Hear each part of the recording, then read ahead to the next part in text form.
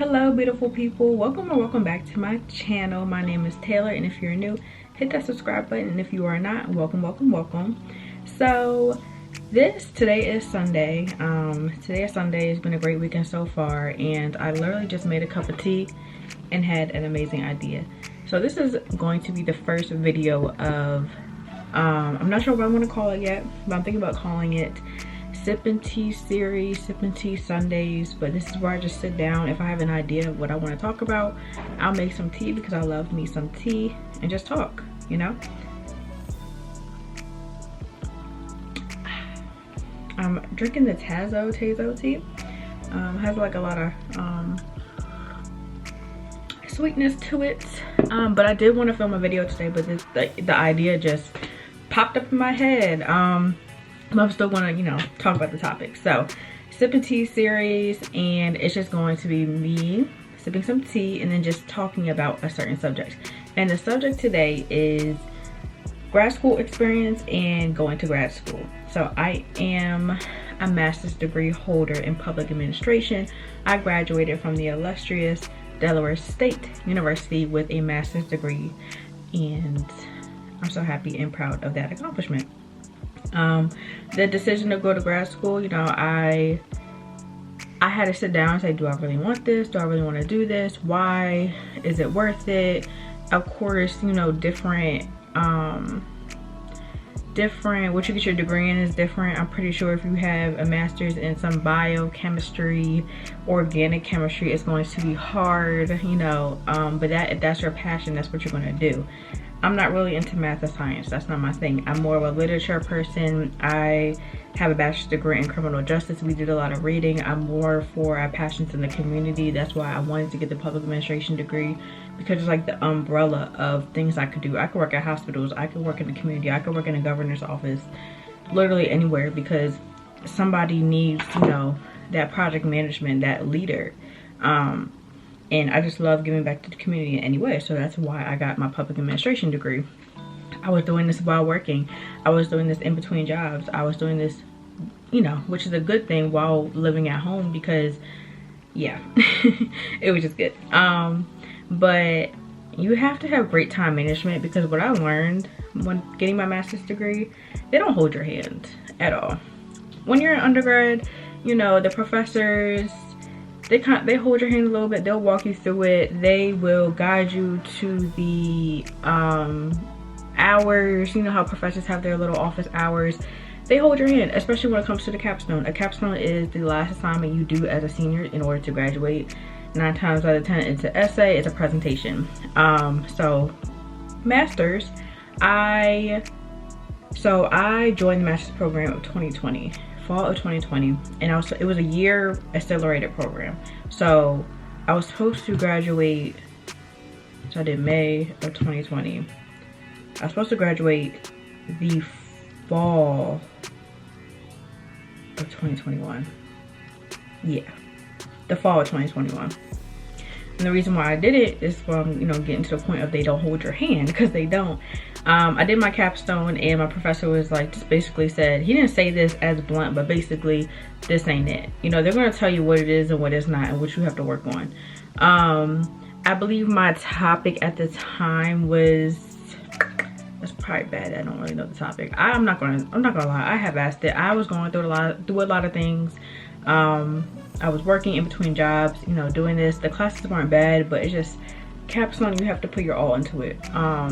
I think I was talking about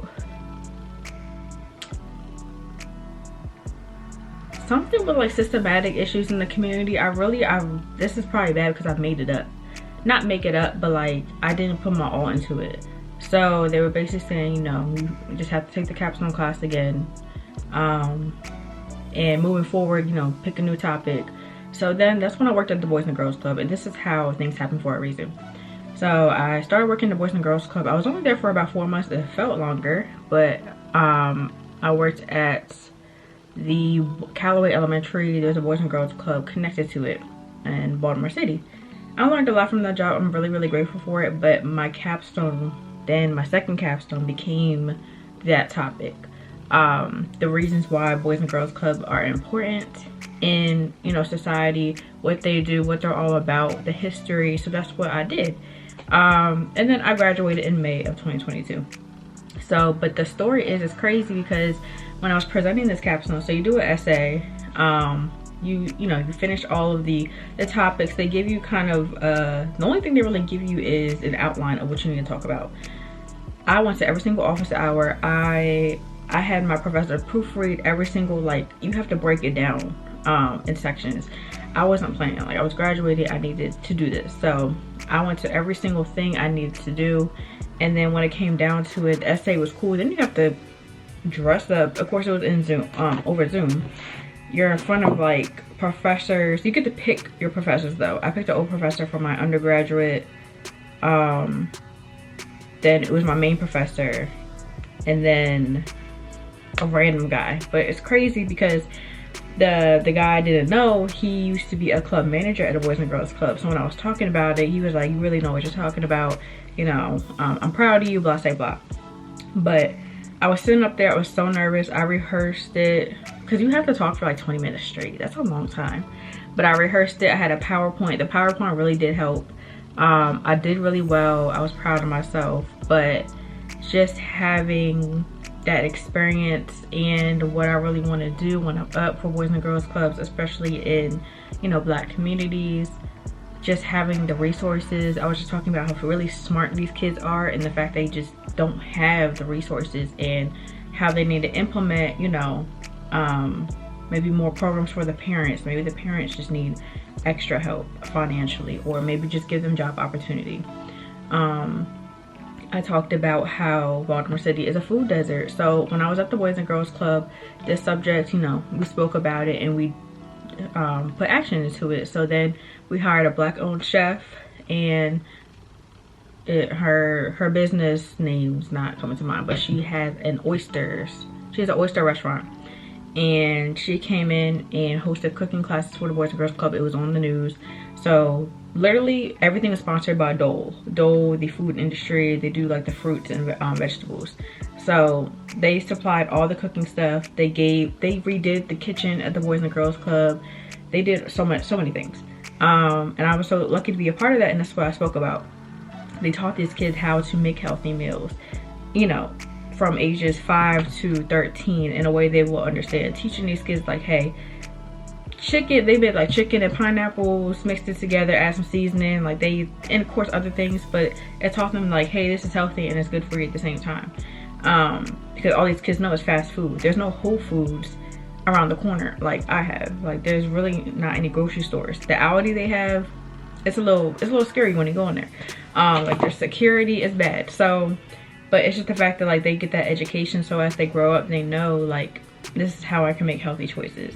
But that's just something that's just amazing, and of course I want to continue that as, you know, I grow in life. Just how can I get back to the Boys and Girls Club? But I feel like things happen for a reason, because when you're in grad school, I feel like you really do find your passion. You really continue what you want to do, because undergrad you can choose a major. Not to say that's not your passion, but when you're getting your master's, it's that master's degree is specific to what you really want to do. And I just highly suggest, you know, really doing those office hours, asking many questions, be annoying. Even if you're busy, have that conversation with your professor saying, hey, I'm not a regular student. I have this, this, and that, but I want to do well in your class. So. But that's just my story about grad school. But the major 3 takeaways that I want you guys to take from this video: what you want to do. Research, find out, you know, what they offer, find out if it's, I did my grad school online, some are in person. Find out the details. Number 2, time management. You have to have time management. You have to. Majority of the grad school, you're doing things online. Things probably, not probably, are due at 11:59 on a Wednesday. One thing I did like about grad school is you kind of are on your own time. They give you the assignments for the week, and you have to just turn them in by the end of the week. So have time management. I want to do this on this day, this and this day, and then, you know, you're good. And then number 3, use those office hours. Have that great relationship with your professors. I promise you it's going to help. It, like, you're using them, like you're paying money for your degree, so use every single aspect of that. So that's just what I really wanted to make this video, because I'm grateful for my grad school experience. Maybe I'll get my doctorate, I don't know. But if you took anything away from this video, if you have a degree, if you're looking forward to a degree, if you have any questions, hit that comment box below. I will respond back, and I will see y'all in my next video.